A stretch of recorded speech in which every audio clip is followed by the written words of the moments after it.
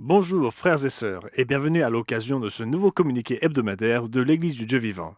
Non, Monsieur Gerald Weston n'est pas ici en ce moment. Il m'a demandé d'enregistrer ce communiqué en son nom. Cependant, son état s'améliore.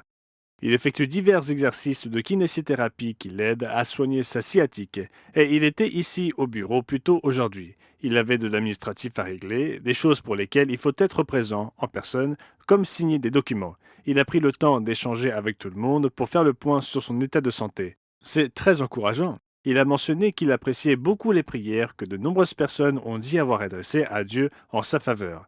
Il nous a exhortés à ne pas oublier les membres du corps du Christ qui, dans le monde entier, souffrent et traversent diverses épreuves. Merci de ne pas les oublier non plus dans vos prières. À ce propos, nous avons un rapport de M. Rob Tyler qui a été en contact avec M. Towa Lebey au sujet des membres en Birmanie, Myanmar. Nous avons des nouvelles encourageantes à ce sujet. Les frères et sœurs Karen sont maintenant dans un camp de réfugiés en Thaïlande et c'est la dernière nouvelle que nous ayons à ce sujet. Nous vous tiendrons au courant au fur et à mesure que de nouvelles informations nous parviendront, mais nous vous prions de continuer à vous souvenir d'eux dans les difficultés qu'ils rencontrent alors que cette situation difficile perdure. Pendant ce temps, ici à Charlotte, nous nous préparons pour une nouvelle année du programme de l'éducation vivante. À l'heure actuelle, 15 étudiants sont en route et devraient arriver la semaine prochaine, soit un mélange d'étudiants de première année et de deuxième année. Une fois arrivés, ils doivent vraiment se mettre au travail. Je sais que le dimanche suivant leur arrivée, une excursion dans les montagnes est prévue dans le cadre de leur orientation. La semaine suivante, les réunions se succèdent pour les préparer aux cours à venir, à leurs tâches et responsabilités dans les différents départements. Nous sommes très enthousiastes à l'idée d'accueillir cette nouvelle promotion d'étudiants et je suis sûr qu'ils sont eux aussi très enthousiastes à l'idée d'arriver. En ce qui concerne les programmes pour les jeunes, le camp pour les enfants de Virginie occidentale se termine cette semaine. En fait, il pourrait être terminé au moment où vous lirez ce communiqué, le dernier jour étant vendredi. Je sais que ceux d'entre nous qui ont des membres de leur famille, qu'ils soient membres du personnel ou campeurs, sont impatients de les voir rentrer chez eux. Par ailleurs, le camp européen pour les jeunes à Chevautogne en Belgique se termine aussi. Je crois qu'il reste encore un week-end. Je sais que les membres de leur famille sont également impatients de les retrouver. À tous ceux d'entre vous qui participent à ces camps, qui donnent de leur temps aux jeunes, ainsi qu'aux familles de l'Église de Dieu dans les diverses régions du monde, nous vous remercions. Cela fait une différence pour eux et nous l'apprécions vraiment. En ce qui concerne l'œuvre, le Canada a expérimenté des conférences du monde de demain en ligne. Récemment, 78 invités non membres ont assisté à une conférence complétée d'une séance de questions-réponses sur le thème Que se passe-t-il après la mort? D'autres conférences sont déjà prévues. Autre sujet, la toute nouvelle brochure sur l'enlèvement est achevée.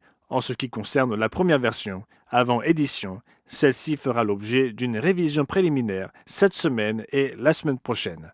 Les nouvelles de l'équipe chargée de la diffusion et des médias numériques concernent un nouveau type de vidéo courte. Ceux d'entre vous qui ont passé un peu de temps sur YouTube savent qu'il existe des vidéos courtes ou shorts sur YouTube. Nous avons fait plusieurs expériences avec différents types de vidéos courtes et maintenant ils essaient des vidéos courtes des tableaux blancs. Nous continuons à recevoir des réactions positives, à la fois dans l'Église et de personnes du monde, concernant nos vidéos courtes des tableaux blancs. Celles-ci devraient permettre de les faire connaître à un public plus large et de les intégrer à notre contenu de plus en plus étoffé sur la chaîne du Monde de demain. Nous espérons que vous verrez vers la mi-août ces nouveaux shorts des tableaux blancs. Avant de conclure, rappelons-nous tous du jeûne prévu pour l'ensemble de l'Église ce sabbat. En fait, j'ai pensé que la meilleure chose à faire serait de conclure avec les propres mots de M. Weston sur ce jeûne qu'il a publié juste la semaine dernière. Il nous a écrit à tous que bien qu'il y ait parfois un objectif spécifique pour l'un de nos jeunes de l'Église, la plupart du temps, nos jeunes visent à nous rapprocher de Dieu. Il a parlé à la fois du jeûne de l'Église et de nos jeunes personnels en déclarant « C'est un moment où nous devons faire preuve de sérieux en parlant de tout ce qui se passe dans le monde aujourd'hui.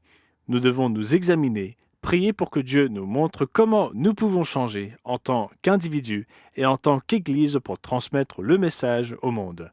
Nous devons nous efforcer de nous humilier, de nous rapprocher de Dieu, de nous émouvoir à la lumière de toutes les choses que nous voyons dans le monde d'aujourd'hui. » Eh bien, pour l'Église du Dieu vivant, c'était Wallace Smith pour la semaine se terminant le 3 août 2024.